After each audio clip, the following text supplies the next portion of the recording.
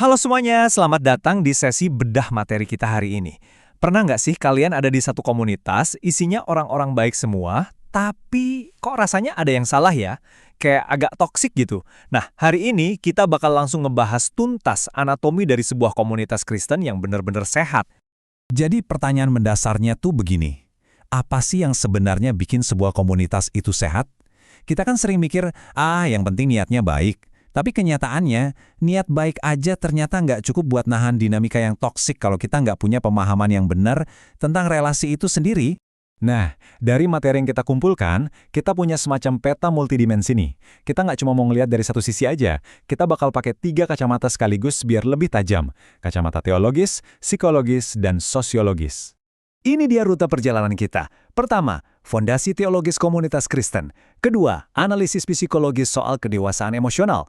Ketiga, analisis sosiologis soal dinamika kelompok. Dan terakhir, kita rangkum semuanya di kesimpulan matriks relasi sehat. Yuk, langsung aja kita mulai. Oke, kita masuk ke bagian pertama, fondasi teologis komunitas Kristen. Kita mulai dari cetak biru ilahinya ya. Ada konsep yang namanya imago Dei. Manusia diciptakan menurut gambar dan rupa Allah. Terus, apa hubungannya sama kita? Gini, itu artinya kebutuhan buat berelasi itu udah mendarah daging, udah tertanam di DNA spiritual kita. Bayangin aja Trinitas, Bapa, Anak, dan Roh Kudus. Itu bukan sekedar teori doktrin yang kaku loh, itu justru model paling tinggi yang nunjukin kalau dari sananya, kita ini emang didesain buat kasih yang saling terhubung. Ide soal relasi ini digambarin dengan super keren oleh Rasul Paulus lewat metafora tubuh Kristus. Paulus pakai anatomi tubuh kita buat ngehajar yang namanya individualisme. Jadi, tubuh itu kan harus jalan dengan prinsip saling ketergantungan atau interdependensi. Gampangnya gini deh, kalau jari kalian kejepit pintu, seluruh tubuh pasti ikut ngerasain sakitnya kan? Nah, di komunitas juga gitu. Kalau satu menderita, semua menderita. Kalau satu dihormati, semua ikut seneng. Tiap anggota tuh bener-bener saling butuh satu sama lain. Coba perhatiin angka ini deh. Mengejutkan banget kan? Ada lebih dari 50 perintah alelon atau satu sama lain di perjanjian baru. Saling mengasihi, saling mengaku dosa, saling menanggung beban. Banyak banget. Ini tuh bukti telak kalau pertumbuhan rohani yang sejati itu cuma bisa kejadian pas kita lagi bareng-bareng di komunitas. Bukan waktu kita lagi sendirian aja di kamar. Sekarang kita lanjut ke bagian kedua. Analisis psikologis kedewasaan emosional. Nah, pertanyaannya, kenapa sih idealisme teologis yang sekeren tadi sering berantakan di dunia nyata? Jawabannya ada di psikologi manusia. Ada satu fenomena yang namanya spiritual bypassing. Ini tuh momen di mana orang pakai topeng kesempurnaan atau sibuk pakai bahasa-bahasa rohani cuma buat kabur dari luka emosional yang sebenarnya ada. Di gereja yang sehat, komunitas itu harusnya jadi tempat berlabuh yang aman, tempat di mana kita bisa ditegur tanpa merasa hancur. Tapi kalau komunitasnya penuh kecemasan, orang-orang malah ngerasa dituntut harus terus tampil sempurna biar bisa diterima. Bahaya banget kan? Kita tuh sering banget kejebak mikir kalau pengorbanan tanpa batas itu selalu mulia.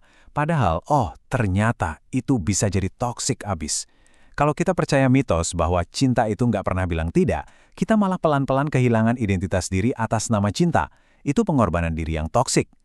Faktanya, batasan diri atau boundaries yang sehat itu justru berarti kita berani dan tahu kapan mesti bilang enggak.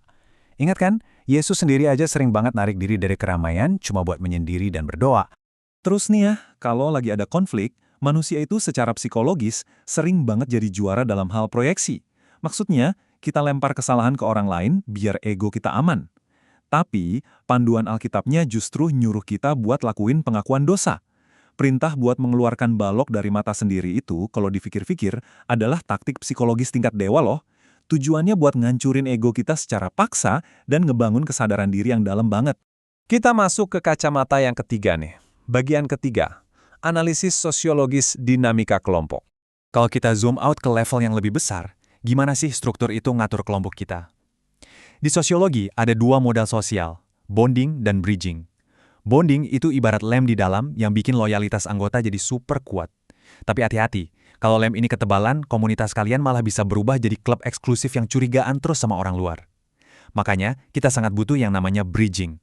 Ini jembatan ke dunia luar, supaya komunitas kita nggak cuma asik sendiri, tapi benar-benar bisa berdampak buat masyarakat luas. Selain itu, struktur otoritas di dalam kelompok itu krusial banget buat dicek. Figur pemimpin yang karismatik, tapi nggak punya kontrol sosial yang jelas, itu rentan banget memicu spiritual abuse atau penyalahgunaan rohani. Nah, penanggal utamanya adalah servant leadership, atau kepemimpinan yang melayani. Model ini tuh memutarbalikkan piramida kekuasaan. Pemimpin nggak duduk di atas buat merintah-merintah, tapi justru di bawah buat menopang dan melayani. Karena jujur aja, tanpa akuntabilitas, institusi rohani manapun bisa gampang banget berubah jadi otoriter. Secara sosiologis, manusia itu emang punya insting buat cari aman di kelompoknya sendiri, alias in-group. Dan ini sering banget memicu polarisasi atau gesekan sama out-group atau kelompok luar.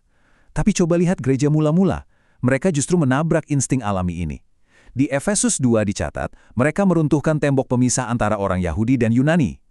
Komunitas yang sehat itu harus mempraktikkan inklusivitas radikal. Mereka secara sengaja nyatuin berbagai kelas sosial, suku, sampai latar belakang ekonomi jadi satu identitas baru yang solid. Oke, kita sampai di bagian terakhir, kesimpulan matriks relasi sehat. Yuk kita satukan ketiga lensa tadi ke dalam satu matriks ini buat ngelihat bedanya, tanda bahaya yang toksik, sama ciri komunitas yang sehat. Secara teologis, bahayanya itu kalau kita terlalu legalistik atau malah terlalu permisif, alias bebas-bebas aja. Yang benar itu berakar pada kasih karunia, tapi tetap bertumbuh dalam kebenaran. Secara psikologis, waspadai ketergantungan dan topeng kesempurnaan. Solusinya, batasan yang sehat, kejujuran, dan kesadaran diri. Dan secara sosiologis, hindari sikap eksklusif atau hierarki yang kaku dari atas ke bawah. Jadilah inklusif dengan gaya kepemimpinan yang melayani. Jadi intinya, komunitas yang keren itu harus sehat di ketiga dimensi ini secara bersamaan.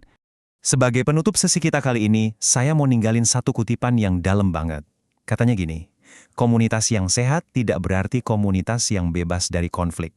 Kenapa gitu? Ya karena kita semua ini kan cuma kumpulan orang-orang nggak sempurna yang masih terus berproses. Gesekan atau konflik itu udah pasti bakal kejadian.